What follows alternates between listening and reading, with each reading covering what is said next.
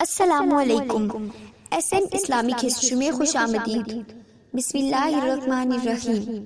ذوالنون مصری رحمۃ اللہ علیہ سے روایت ہے کہ میں ایک روز بیت اللہ کا طواف کر رہا تھا اور حالت یہ تھی کہ سب لوگوں کی آنکھیں بیت اللہ کی طرف لگ رہی تھی اور اسے دیکھ دیکھ کر ٹھنڈی آہ بھر رہے تھے کہ اسی حالت میں ایک شخص بیت اللہ کے مقابل ہو کر اس مضمون کی دعا کرنے لگا: اے میری پروردگار، میں تیرا مسکین بندہ اور تیرے گھر سے بھاگا ہوا اور دھتکارا ہوا ہوں۔ اے اللہ، میں ایسی چیز کا سوال کرتا ہوں کہ وہ آپ کی محبت و قرب کا زیادہ ذریعہ ہو، اور ایسی عبادت مانگتا ہوں جو آپ کو زیادہ پسند ہو۔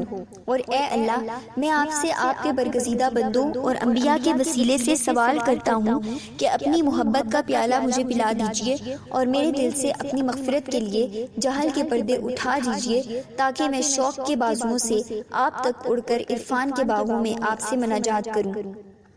اس دعا کے بعد وہ شخص اتنا رویا کہ آنسوؤں سے زمین کی کنکریاں تر ہو گئیں، پھر ہنسا اور وہاں سے چل دیا۔ میں بھی اس کے پیچھے پیچھے ہو لیا اور اپنے جی میں کہا کہ یا تو یہ شخص کوئی عارف ہے یا مجنون۔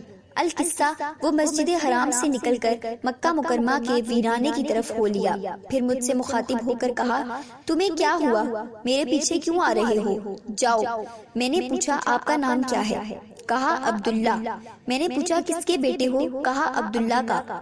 میں نے کہا: یہ تو میں جانتا ہوں کہ ساری خلقت عبداللہ ہے اور ابن عبداللہ، میں آپ کا خاص نام دریافت کرنا چاہتا ہوں۔ کہا: میرے باپ نے میرا نام سعدون رکھا ہے۔ میں نے کہا: جو مجنون کے نام سے مشہور ہے؟